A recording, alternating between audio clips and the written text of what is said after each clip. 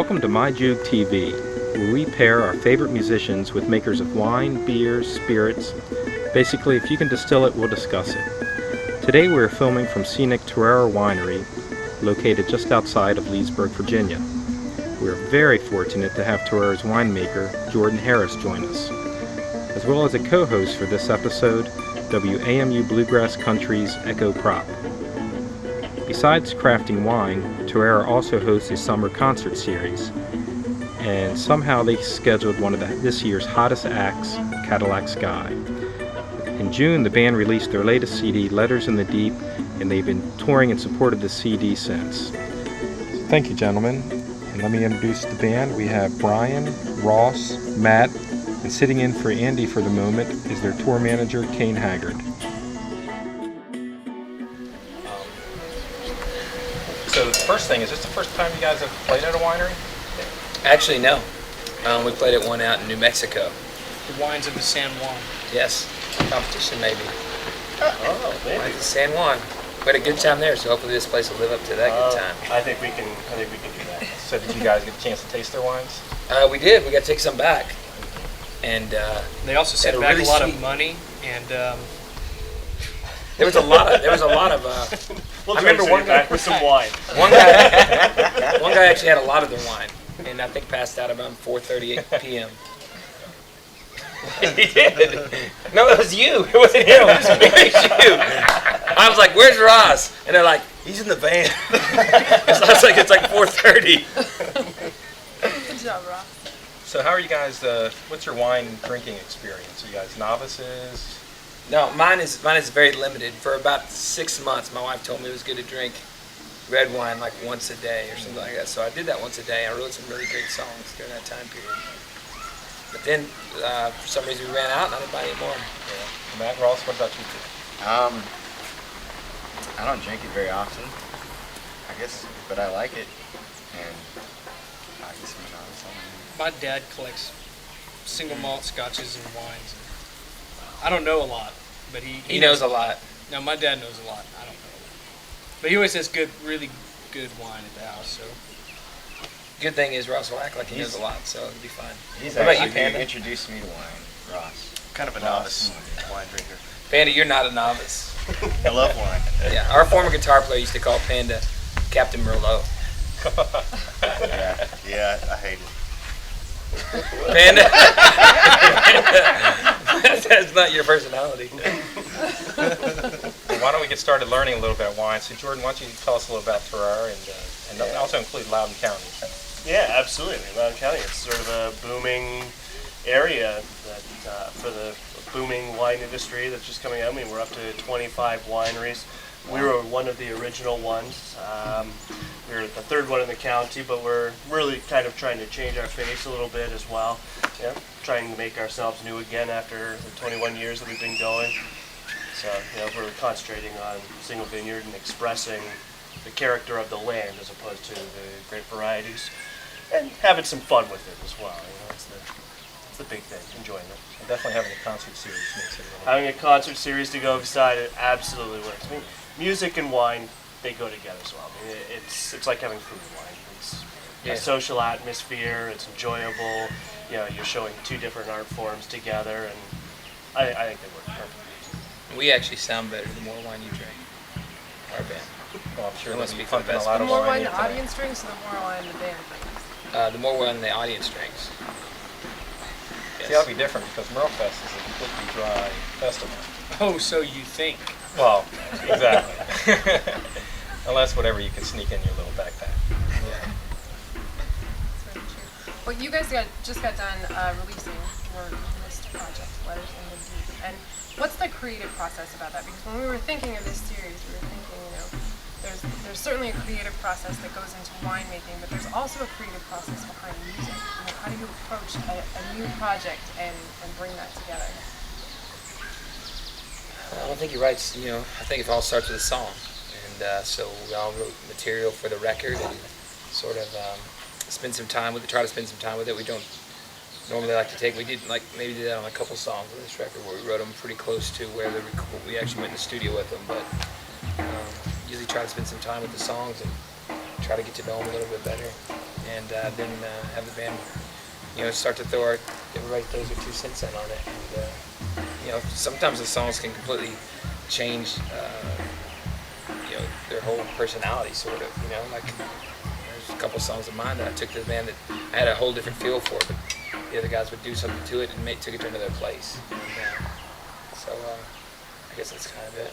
We just try to make sure that there's, while arranging, producing it, there's like nobody's really wrong. That's what we try to do with this record. Like, try to flesh out everybody's ideas, even if we thought they were terrible at first. There are no bad ideas. There are no bad ideas. Just like there's no bad wine. Well, that's a lie. We actually have a saying, there's no bad wine, just bad water. So, but does everyone participate in the writing of the lyrics? No, well, not on this. No, not on this record. I don't think so. We did on the last record, but on this newest record, me and David wrote most of the lyrics, and or I guess we wrote all the lyrics, and then the guys supplied the music. But I mean, they tell their own story with their own instrumental lines, and we wrote the music with them, but they add so many colorful parts to it that it all kind of sort of comes together and sort of makes the song, say something that maybe it doesn't say lyrically. Oh, who's that? That's our sound guy. So actually, the sound guy. Yeah, the sound guy. We got the sound guy here. you sure you don't want to come join us? How did the sound turn out, Cam? Come on. Panda, come sit. This was a stunt double for Panda. So actually, that was man, tour we did. manager, band manager Kane. Bill. Now we truly have Andy sitting here with us. Hey, So Brian. we have him with the trick chair there. There we go. So while Panda's getting comfortable, Jordan, you also have a process every year. A new set of grapes come in. You have to decide whether you're going to blend them, make them I mean, varietal. the beauty of it with winemaking is I kind of look at it and say, we spend an entire year trying to learn something so that next year we can forget it, particularly being here in Virginia. I mean, last year, it's raining all year. It was raining all year long last year, so I mean, winemaking is completely different from what it is this year. It's different fruit, so yeah, I mean, we have to create blends, and we have to try to take all the different parts and build something that is of great quality every single year, but they're always going to be different. At the same time, we want to get, especially now doing the single vineyard wines, we want to have some similarities that really show what that vineyard technically does. I mean, it's the concept of terroir for all the wine nerds that love the concept of terroir, which is just essentially placed in the bottle. Yeah, there's a lot of process, but it's much like a band. I mean, there's a great team of people that work together. I mean, our assistant winemaker, John. My wife, who's a sommelier, also, she always puts her stamp of approval on before I can release anything, ultimately. And we just taste through and make sure that we are happy with each of the wines. But, it's a fun process, and you got one go at it each year. And you said that once you learn something, you forget it the next year. Yeah, 'cause it's irrelevant. Yeah. I mean, it's I like wild. I mean, last year, you're talking about grapes that in some cases were lighter, they're leaner style. I mean, there's nothing you can do about it. It's Mother Nature. If it's raining and cold, it affects the fruit completely differently than when it's screaming hot and dry. So this year, I mean, everything is so concentrated. Sugars are through the roof, which means we're going to have higher alcohols. It's a whole different process. So the way of how we have to make the wine is completely different. Now, is there a set methodology that you go through, though, year to year, to determine, okay, is this going to be a blend? Is this set of grapes going to be? Sure, but we gauge it really just based on, as the grapes come in, we watch the grape from each individual vineyard throughout the growing season. I make sure every vineyard that we deal with, I'm out there constantly. And we should have a good idea by the time harvest comes, but then you put it in barrels. I mean, the thing with winemaking is every barrel is also different. It's Mother Nature, I mean, it's wood. That's all it is. I mean, all those trees grow differently, so they have different grains. Every barrel ends up different. So, I mean, we do have to go through and figure out what the blends are. We have some ideas, but generally the ideas we have at the start of the year end up being completely different by the time they're in bottle. So how many different vineyards do you source from? We'll source from several different vineyards in a year, and sometimes we'll get new ones that come on each year.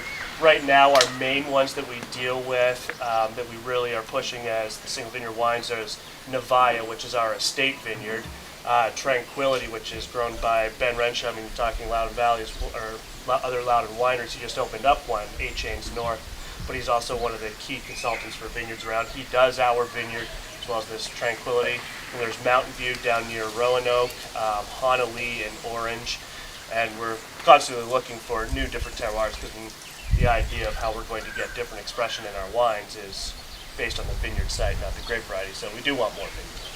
Right now it's those 4 main ones. When you bring a grape in, is it something where you physically taste it, or is there like a scientific methodology that will tell you, or is it looking like? Every winery and winemaker has different concepts. I am very much based on taste. A lot of people, they want to test the sugars to just see where the alcohol level is going to be, or test the acidity and so on and so forth, and they'll make the decisions based on that. You can't fix taste. So Ultimately. you just kind of do it as a natural process of like it ends up where it ends up, and you just Absolutely. try to help it along. I mean, our wines, we do a lot of things differently than the way a lot of people work with wine now. I mean, wine has become such a huge market. I mean, so you can buy everything. I mean, generally you have commercial yeast, and there's additives of tannins and so on and so forth that are allowed. Our goal is just be as natural as possible. So we use all indigenous yeast fermentations. We just breed the culture coming off the grapes as they come in. Keep them as clean as possible. Our red wines, we don't filter them. They're just, they are what they are. We let Mother Nature take its course, and we just watch them. And ultimately, my job as a winemaker is to be a janitor, make sure everything that the wine touches is clean. So and that's what you guys did with your last record. You just went into the studio, and it was what it was going to be. You weren't going to add a whole bunch of fills and a whole bunch of. Yeah, he said like the location has so much to do with where you record. I mean, where the grapes and what the wine ends up tasting like. I think that for us, going from recording a record in Nashville in the studio there with all the tricks of the trade available to you, there's a new record going up to Akron, Ohio, recording at Dan Arbach's studio, where he's just got like there's no faders, it's just knobs. I don't know what he did to the stuff, looks crazy. So and we just sat around some mics and played, and just sort of like you said, let sort of the spirit of the room take course, and do with it as it would, and it does, like on this record, I think like we certainly each song had its own personality because of the fact that we didn't all just use the same instruments, and sometimes we use, like you're saying, the woods and stuff with the barrels decide the way the wine ends up tasting as well. Like there was on a song called Tired Old Phrases where Dan had this like mandolin that was really probably a piece of junk sitting in the corner of the room just as decoration, and I picked it up and kind of played it with Matt on the solo, and ends up having this like sort of oriental quality to it or something like that. It takes the song to a different place as opposed to like where my mandolin would have made it sound more like Alison Krauss or something like that. So anyway. What about venues? Are there any venues you guys get to that sort of get that same feeling where you get really psyched to play at? Well, every venue creates its own environment, and it just creates different emotion. And depending on, you could be in a really awesome place, an amazing venue, but if you don't have any type of crowd or they're not responsive, then the awesomeness of the venue just disappears and you get bummed. Or you can have a really crappy venue, you think, and it just gets full of people, and the energy is just flowing so much that you can't help but just have a fun time. But there certainly are some rooms across this big country that are certainly more inspiring than others. I'm sure they just sound really good, and they're fun to play. There's a theater in Bristol that we play at that we've had some really great shows there at the Paramount Theater, and there's just something about the room that like works for our band and stuff like that. It's also long and narrow, so you get a nice little sound from that. Exactly, yeah. So I think that goes with anything. When I eat a meal, the ambiance of the situation has so much to do with how I think it tastes. And Same with wine. Yeah, same with wine. Yeah. Well, hopefully the wine will be flowing tonight, so you'll have a receptive audience and you'll see a good show tonight. So actually, what are we drinking? Well, these are our newest lines. These aren't going to get released until October, actually, but they're all sold out already. We did them as futures, but I thought it'd be kind of fun to try them. It's a new luxury line that we started out. Terra Nova, Supernova, and Casanova. The Nova part is because of Northern Virginia, because our goal is to promote the whole local agriculture. We wanted to have that as a big part of our label, and then Terra just meaning earth. Super, well, that's just super. We kind of like that. And Casa being home. We needed another Nova, so that's how Super came in. But what it is it's a selection of the best barrels of our single vineyards that we work with for the reds. So Terra Nova is predominantly Tranquility Vineyard, where we get Cabernet Sauvignon and Tannat from. Tannat's a grape variety that originally coming from Mataran in France, and it's grown a lot in Uruguay, but it's really gaining some momentum here in Virginia as well. Very structured, tannic grape variety. Supernova is all Merlot, dominated from Mountain View Vineyard, that one down near Roanoke. So it's not really Northern Virginia, but it's we still like throwing it in there, but it is super. It was 2008. And that ties in with this group. That's the mountains that a lot of their fans come from that area in Roanoke. So Yeah, no, absolutely. That's where the similarities stop, because you put out when are you putting out this wine? It'll actually get released in October. And it's sold out. It is already sold out. Yeah. That's not. We put our record out 2 months ago. It's not sold out yet. We still have copies available. CadillacSky.net. and Be there. And iTunes. And iTunes. And Amazon. Yes, there's several everywhere. places made available. of course, for you. everywhere you play a show. Yes, and everywhere we play a show. Well, Exactly. hopefully a lot of people are buying them tonight. Yeah, I will. So this was we're the first mere mortals really to taste this wine. So what do you guys think? Well, I'm having. Okay. How honest are these wine tastes? Because the more I drink, the more honest I get. You can definitely tell, like the one on our left, which would be The Terra Nova? This is extremely smooth. Yeah, I find that Tranquility Vineyard has just an incredible slope. It's a south-facing slope, so it gets a lot of sunlight, which really ripens up those tannins, so it's more velvety structure to it, a little bit softer. And the Cabernet Sauvignon tends to be a little bit leaner and easier. Which one is that going. one? That's the one furthest to your left.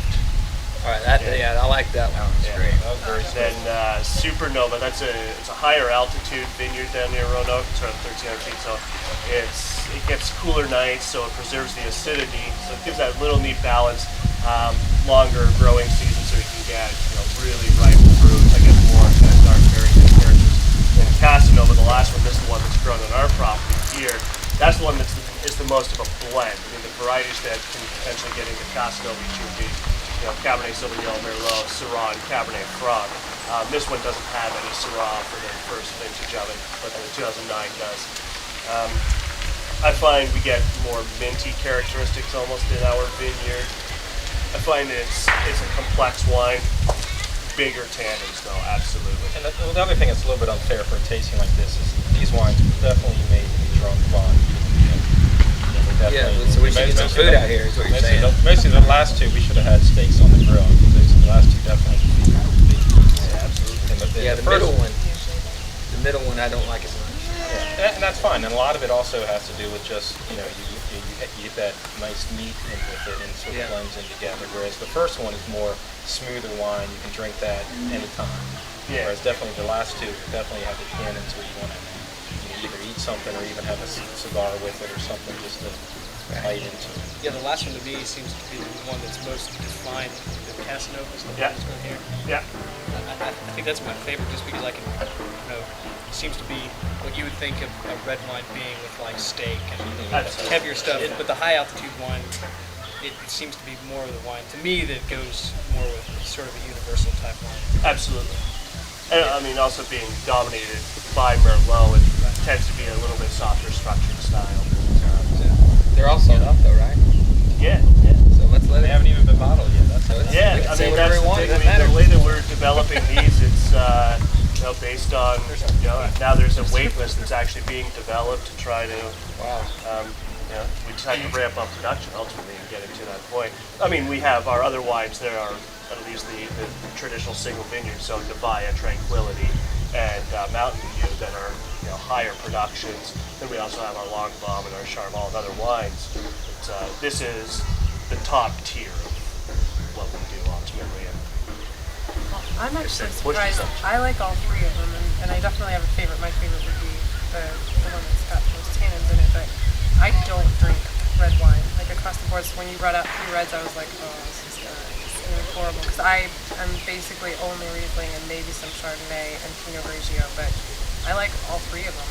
So Well, thank you. 2 thumbs know, up from me. That's a mountain climb. Yeah, and that's actually a good segue into, another characteristic you both share is you got to deal with critics. Everyone's a critic, whether it's the consumers who purchase your product. You know, you have your experts, you know, like Echo, who's going to give you the Ross, absolutely. And then you have, you know, actually your fellow musicians and your fellow winemakers. That, you have 3 different groups that you need an input from. Yeah. And so how does that, you know, with your latest CD, 17 songs, some people are going to like the whole CD, some are going to like a few songs. You know, with all the wines in your portfolio, there's going to be some people like some wines, you know, some may just like reds, some whites. I mean, how do you go into it knowing that you're not going to please everyone? Everybody's entitled to their opinion. They may be wrong. It sounds heartbroken. No, I think honestly, you have to sort of, you know, as a band, you have to, especially decide something. You got 5 guys, and we got 2 other guys that we run around with on the road as well. And if you get all those people to be, you know, that like what we've done in the studio and like what we record and we live with it a little while and it still sits well with us, then, you know, I mean, that's really, you got to sleep with that every night. You sleep with what music you made and what you got to play every night. We got to live with these songs. So, I mean, yeah, we hope everybody likes it, but that's not going to happen. So you sort of got to, it's a kind of a little bit of a pull here to get enough variety of opinions from to decide if it's. But how long does it take to get that you don't take that personally if somebody doesn't like it? Or do you still take it personally? I think the honesty is what's most appreciated more than anything. Because if everybody said, "Oh, we love your music," then, you know, it's very easy to just go, well, it'd be tempting to put out lazy music. I mean, not put the effort behind it. But when people actually go, you know what, I like what you did on this other stuff because this is my preference. I think there's more desire to, you know, achieve more on the next record. Not necessarily to please people, but to just go, well, you know, I think we can do even better ourselves.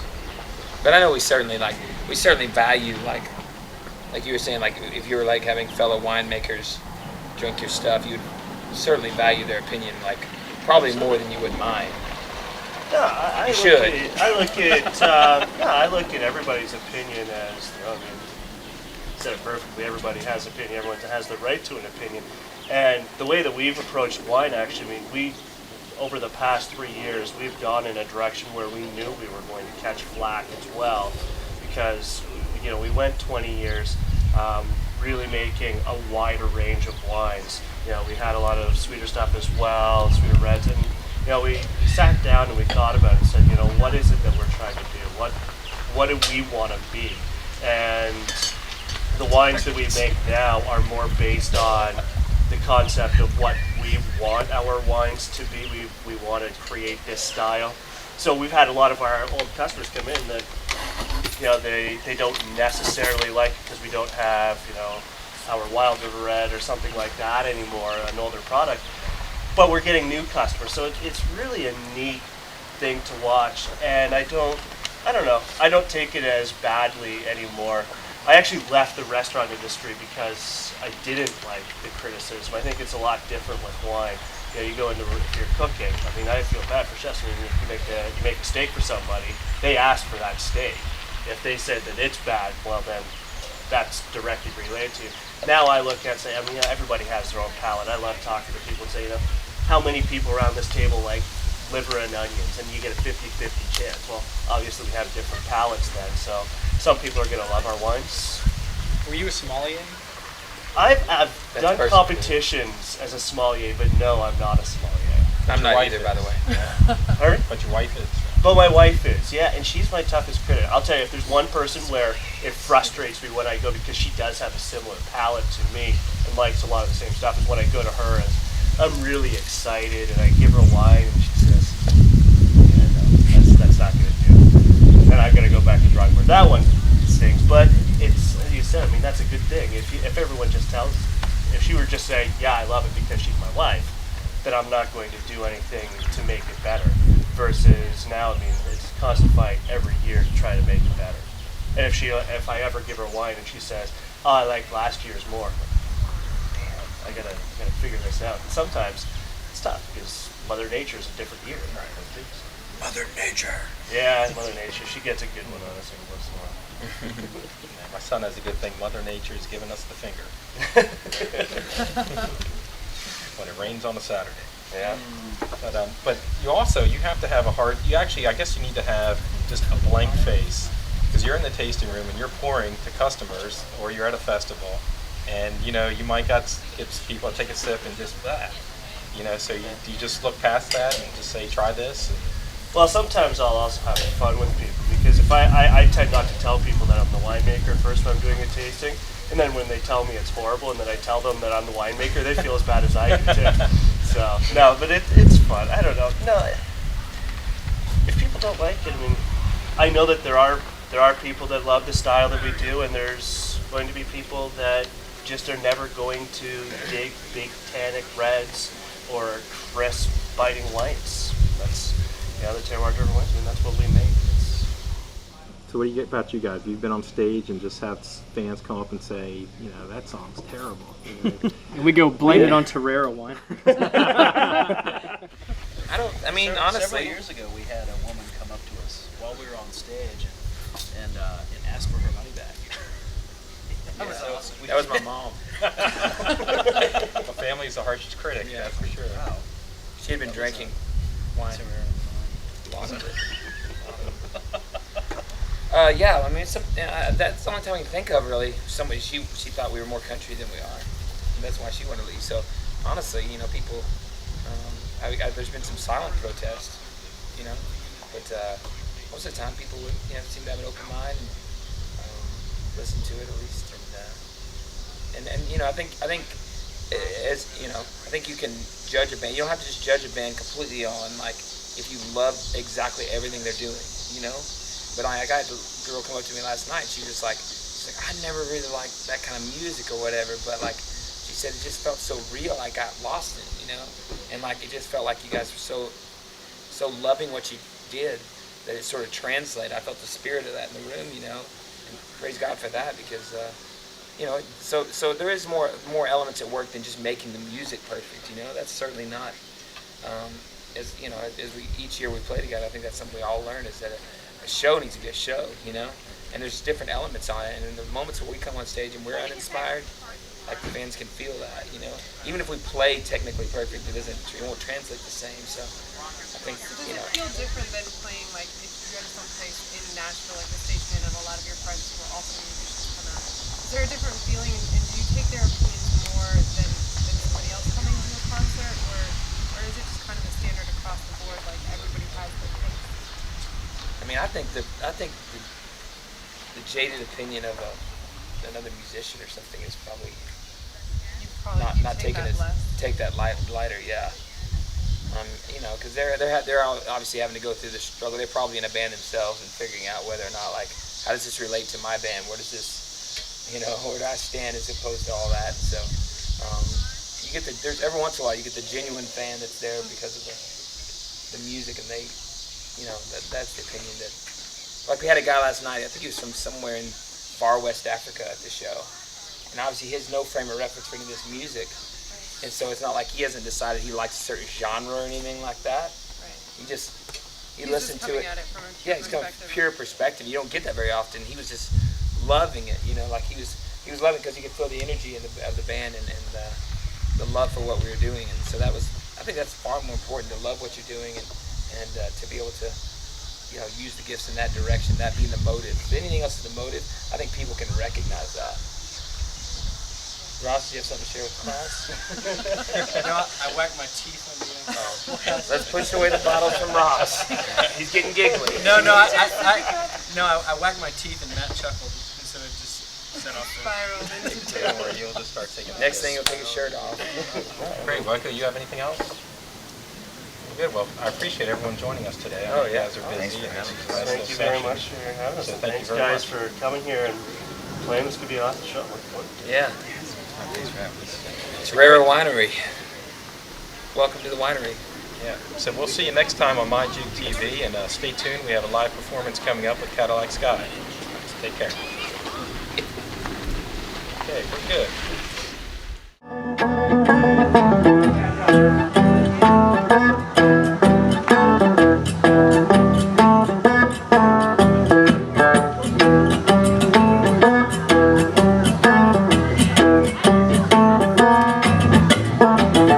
I am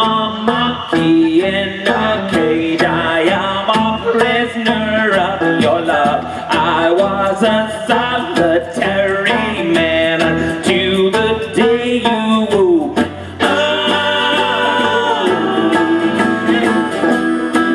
To cry in your eyes. Now I'm trapped under the ice.